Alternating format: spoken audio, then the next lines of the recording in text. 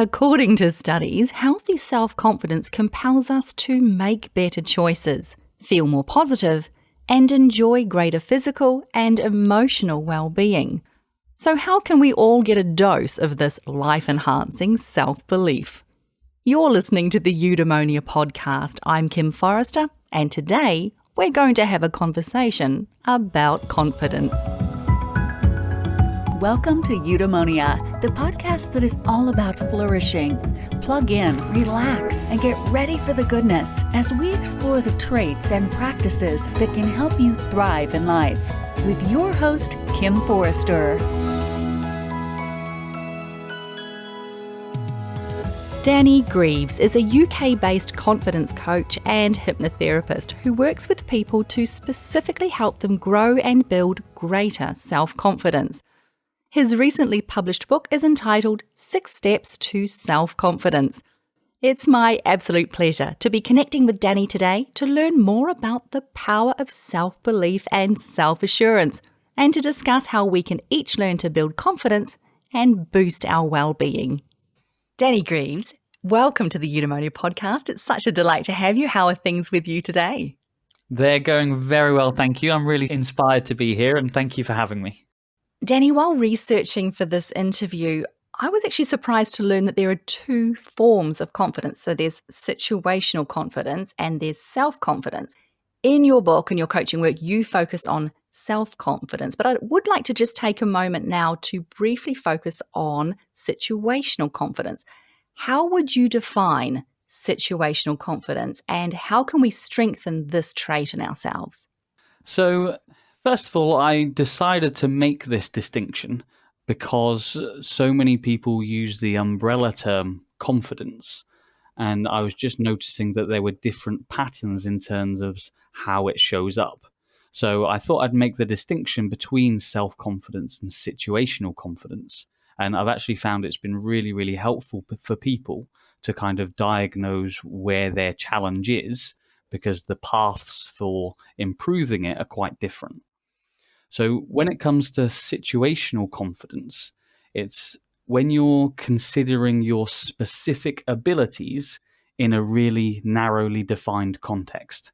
So it could be something as when you speak in a team meeting, or it could be how you introduce yourself at a party, or it could be your performance in an interview. So it's really narrowly defined. And the thing that is most important is situational confidence is really closely linked to competence. So it's about the things that you're doing rather than who you are. So what I noticed is that there are 4 particular stages that you can go through if you'd like to develop your situational confidence. So the first one is actually just gaining more information. So it's improving your knowledge base and just essentially learning more about that narrowly defined context. Once you've gone through that stage, it's about consultation with an expert. So someone who is more experienced or has better results, or someone who is skilled in training other people with how to develop it. Mm-hmm. The next part is the ability to ask questions and gather feedback. So you can then take the information you've learned, you can take the consultations that you've learned, put them into practice, and then come back with questions. So you can then go ahead and refine. And then the last stage is actually just getting confirmation that you're doing it right. So if you work through those 4, then hopefully that'll get you there. So self-confidence seems and feels to me to be quite different to situational confidence then. And I think for many people, confidence is a trait that is associated with greater achievement, success, and recognition. But the first words in your book, Danny, are confidence is the key to experiencing more fun, meaning, and pleasure in life. Do you think we're generally misguided around the importance of confidence and the impact that it truly has on our lives? That's a really interesting question. And I'd say we are maybe not misguided, but maybe we're not viewing the whole piece. So I think maybe we're focusing on a really small portion of it rather than looking at the greater whole.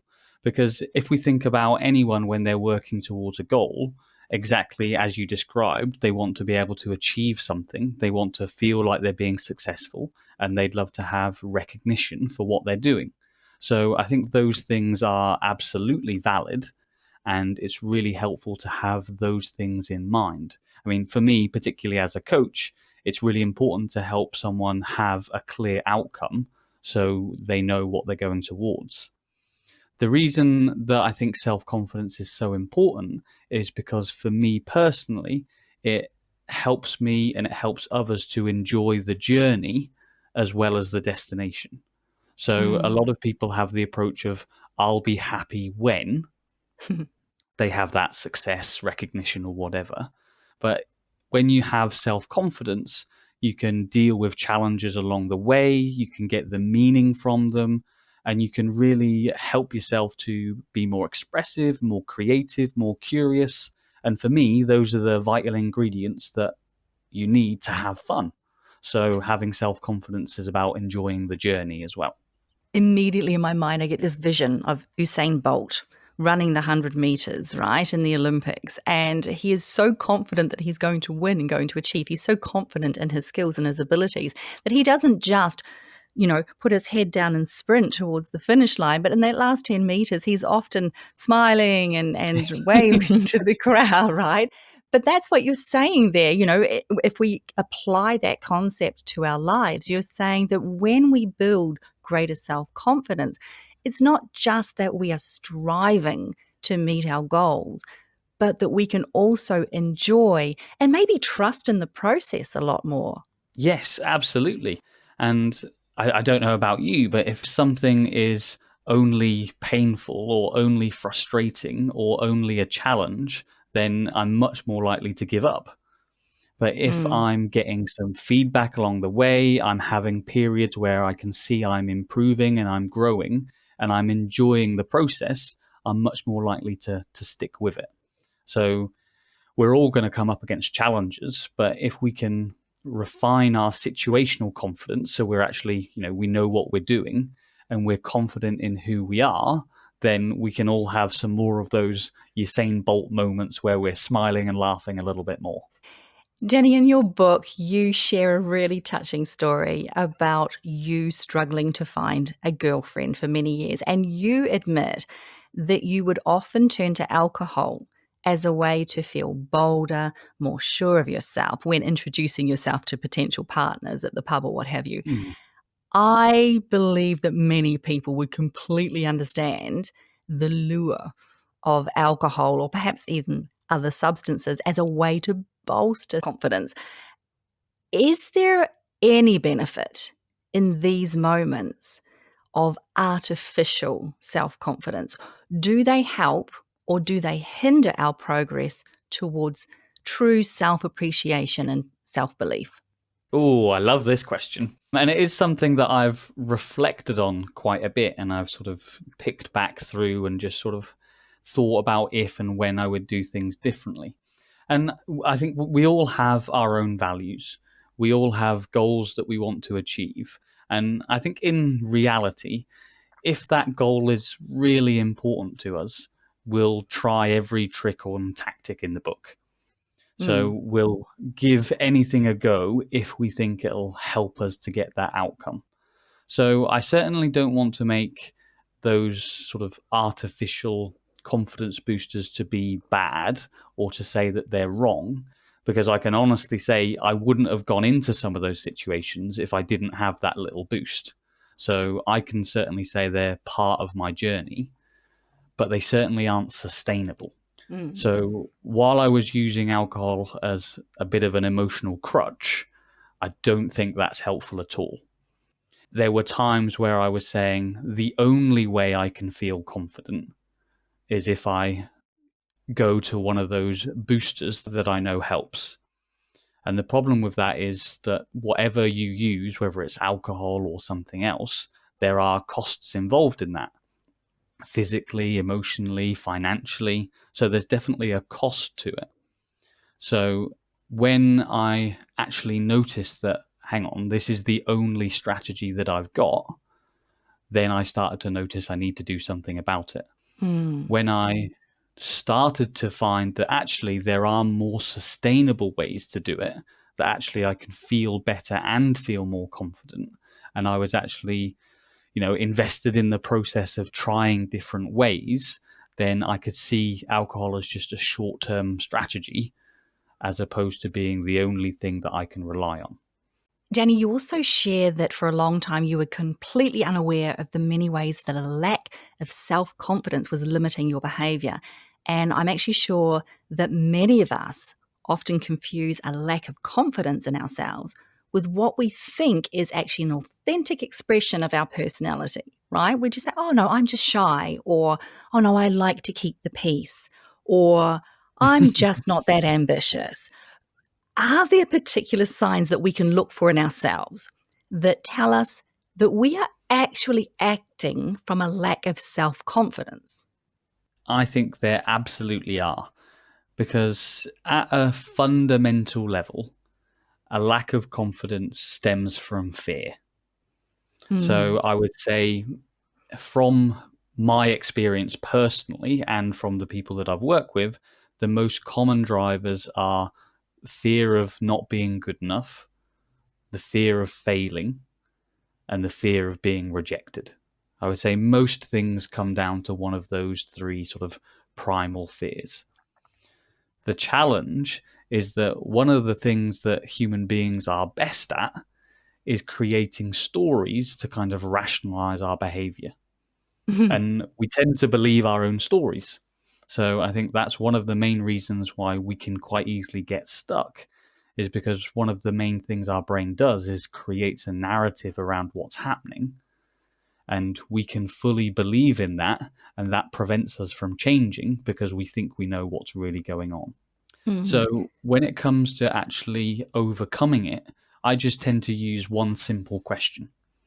So it's about just changing perspective and looking at the situation a little bit differently.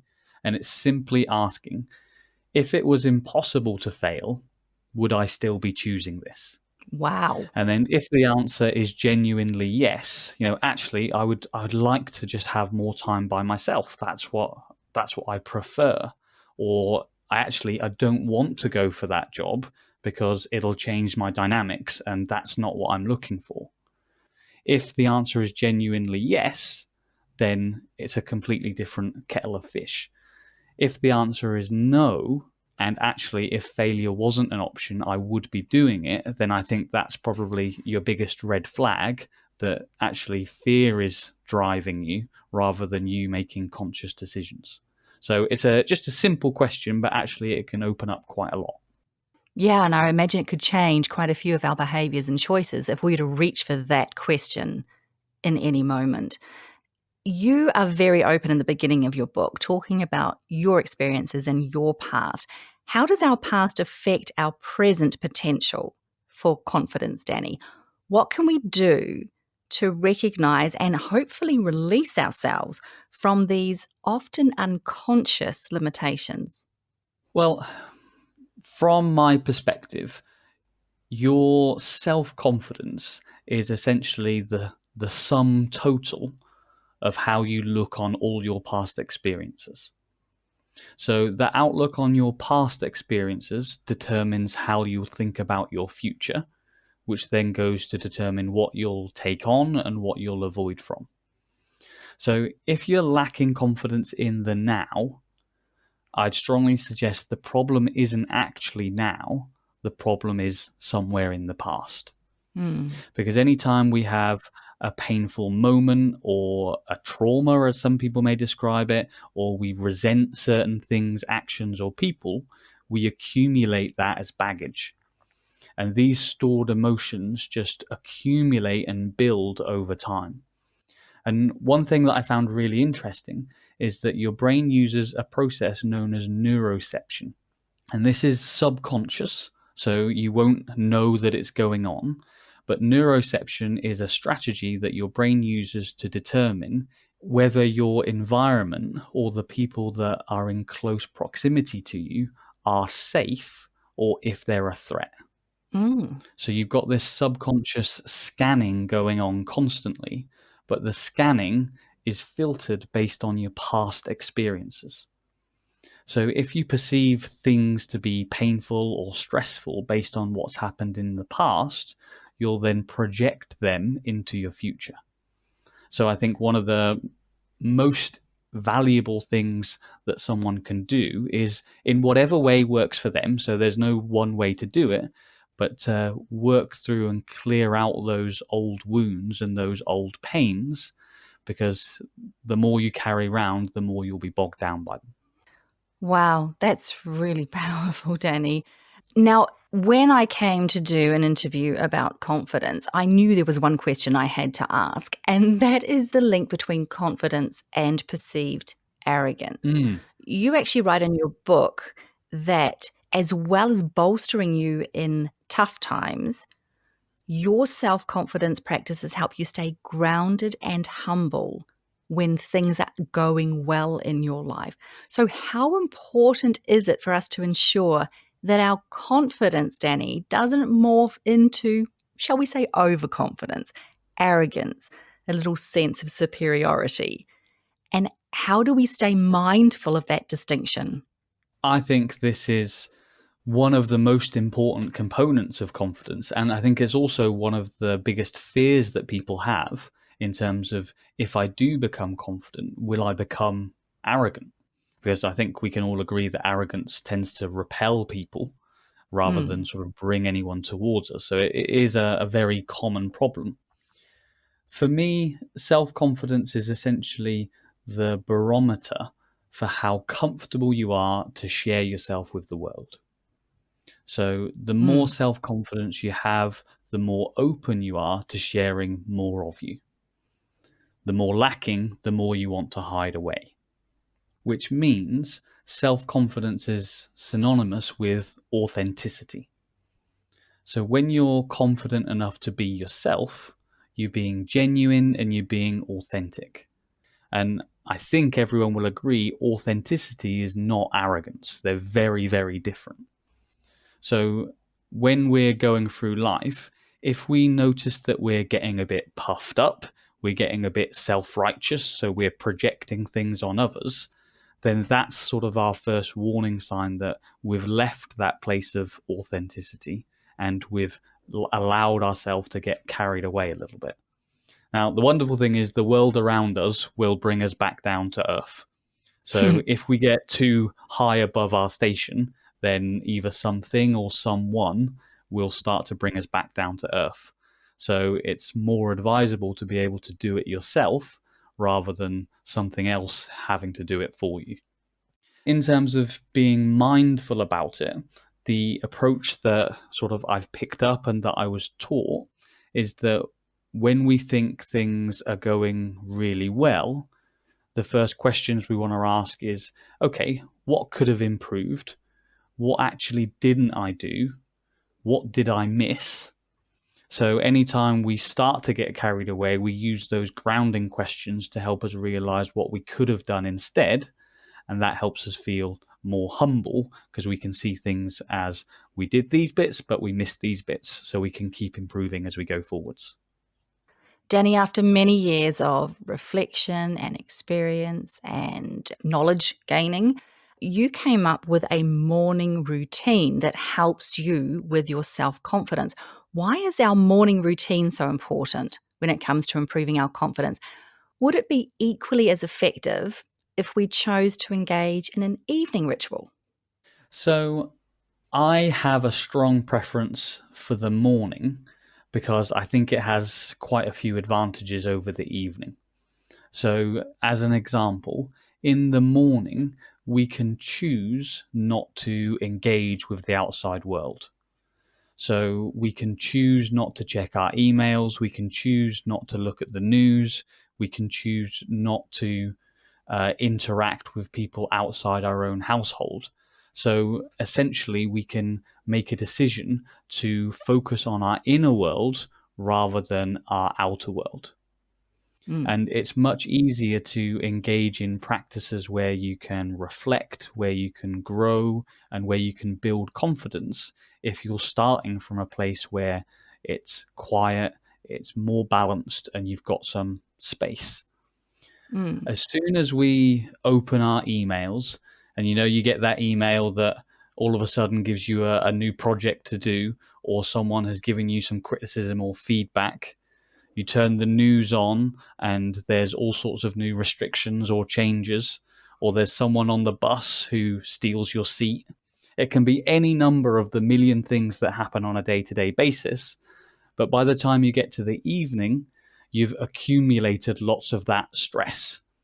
So Mm. when you go to set down in the evening to then find that place of mental clarity, you're much more likely, I find anyway, to have the baggage of the day getting in the way. Whereas in the morning, you're clean, you're fresh, and you can just get to work. Yeah. You get more of a chance to determine what your day is going to look like and how you're going to respond to your day. Whereas if you do it later on in the day, you're saying that we have so many external influences that we kind of lose that empowerment within ourselves to choose for ourselves. Is that right? Yes, exactly. So I think actually the point you mentioned there about when we get to have a choice about what our day looks like is a really important one as well. Because if we have that space in the morning to plan and prepare, then that can set us up for a good day as well. Whereas at the end of the day, we're more reflecting on what's happened rather than using our planning to make it happen. Danny, you teach that there are 6 components of a daily confidence practice, and this includes exercise, personal development, meditation, and journaling. But you also say there's a secret ingredient to building greater confidence. What is the secret ingredient, and why is it important for us to actively engage in this particular facet of ourselves? The secret ingredient. So it's something that most people find one of the most interesting ideas and concepts. So I firmly believe the greatest way that we can build genuine self-confidence is when we are making steady progress in an area that's inspiring for us. When we're Mm, making progress in an area that's really meaningful for us. And now that will be different for every individual on earth, which is why it's the secret ingredient, because only you will know what that is. But when we're making progress in what we value, it's the most efficient way to build our confidence. So mm, when you can reflect on the achievements in terms of what lights you up, and you can see that you've got a path that's going to move you towards even greater meaning and even greater inspiration, then your self-worth and your self-confidence grow step by step. And when you're in that place, there isn't enough time or there isn't enough energy to waste on negative thoughts and self-doubt because you're inspired and moving forwards. I think we all understand the energy, the motivation that comes with inspiration. So I completely understand what you're saying there. When we are engaged in something that is truly meaningful for us, it almost takes us to a different level of an experience of life. Danny, the 6th component that you write about is learning and study.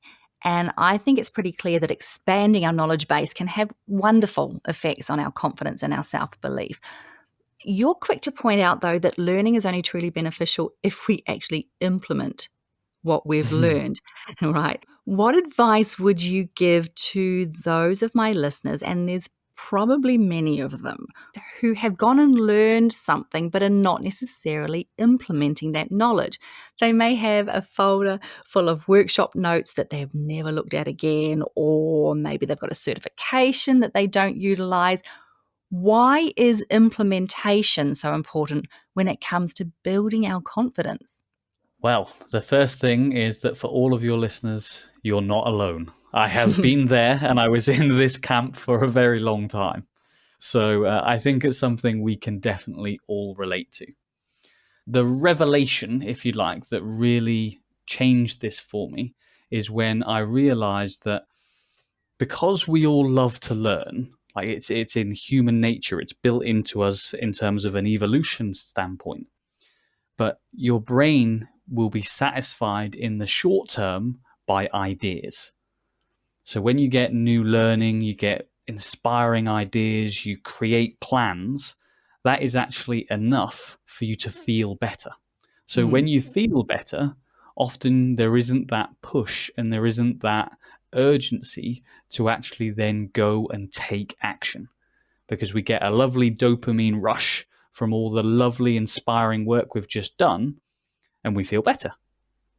The reason implementation is so important is because it turns that information into an experience. So you make it practical. And when you make it practical, you make it yours. So we get short-term gratification, if you like, from information and learning, but it's the implementation that leads to long-term fulfillment. So for anyone who has folders, certificates, if they're still sitting there, what I'd recommend is, first of all, tap back into the why that you did it. You would have done it for a reason. There would have been something that you resonated with or connected to. So I'd advise you to just refresh the information and see if that connection is still there. It might be that you've moved on and you've evolved and that no longer sort of works for you, which is fine. But if you do tap into that why and that inspiration is still there, then the key is to take some action on that straight away. It doesn't have to be big. It doesn't have to be glorious. It just needs to be some form of action that you can then build on. And what we'll often find is that tucked away in those folders or that certificate in the cupboard, if we actually start to take action on it, it can really make a difference for us. So it's going back in, tapping into it, and then taking action. I love how that takes us straight back to that secret ingredient. It's really about what inspired us in the first place to go and gain that knowledge. Yes, yeah. We can make or break our self-confidence, I think, Danny, depending on the goals that we set for ourselves and how successful we are or not in attaining those targets, those goals. When it comes to boosting our confidence, what's the most important thing you'd like my listeners to know about goal setting? Well, I love goal setting. It's actually one of my favorite topics. And the reason for that is when I essentially learned more about it, it had such a dramatic change to my confidence because I realized I was only doing half the process. So when you're thinking about goal setting, and there are lots of different acronyms and lots of different methods that you can use, and yes, absolutely, you need to tap into that why. Think about the benefits, the opportunities, and all of the positives that you'll get out of it. The key for me is that every goal that you move towards will come at a cost. And we very rarely think about the costs. We don't think about the drawbacks, the obstacles, the pains that will be involved. And let's be honest, it's because it's less fun. It's just not as interesting to think about. But it's those costs and those sort of challenges that allow us to set realistic goals. So when we're aware of the pros and the cons, we can actually make a plan that works. And when we make progress on a plan, we feel more confident. Because when we only think about the benefits and the wonderful outcome, somewhere along the road, there'll be a challenge. And then instead of seeing that as something that we're prepared for, often it can be quite a nasty surprise and it can really take the legs from under us. So if you get to the point in the goal setting process where you're certain you can do it because you know everything that you'll get as a benefit and you've done your best to find as many of the challenges as possible, then you'll feel so much more confident in achieving it because you're prepared. It never occurred to me that a good dose of realism is actually good for our confidence, but that's kind of what you're saying there. Yes, yeah. Danny, this is the point in the show where I normally ask for a morning reminder. So I normally ask for a simple practice or a mantra or an affirmation that my listeners can apply each morning. But your book literally outlines a morning routine that will build self-confidence. So other than read your book, which I encourage everyone to do, but what simple daily practice would you most recommend to help my listeners build a greater sense of self-confidence? Ooh, so a simple morning practice. Well, the one that I would recommend is a practice that revolves around gratitude and appreciation, but it's a little bit different to most that I've come across. So the reason it's different is because it has, as you mentioned, a little healthy dose of realism involved. So what I would recommend your listeners to do is for each morning, and it can be really quick, it doesn't have to be long at all, but think about the last 24 hours.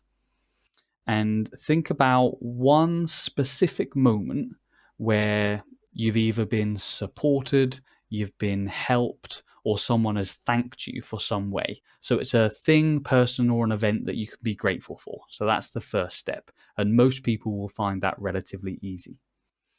But the one that tends to build confidence is after that, think about a challenge, a problem, or something that you perceived that went wrong yesterday, and spend a little bit of time figuring out how that's going to help you grow, what you're going to learn from it, how you're going to do things differently in the future, and how you are going to actually apply that in a different way.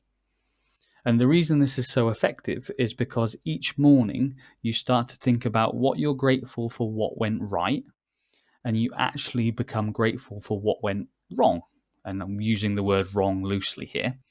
So what happens is you build more and more confidence because it doesn't matter if it went to plan or it didn't, you feel like you're growing.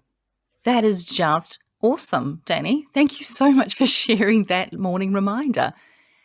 Danny Greeves, if people want to learn more about self-confidence, if they want to learn more about you and your book, where can they find out more?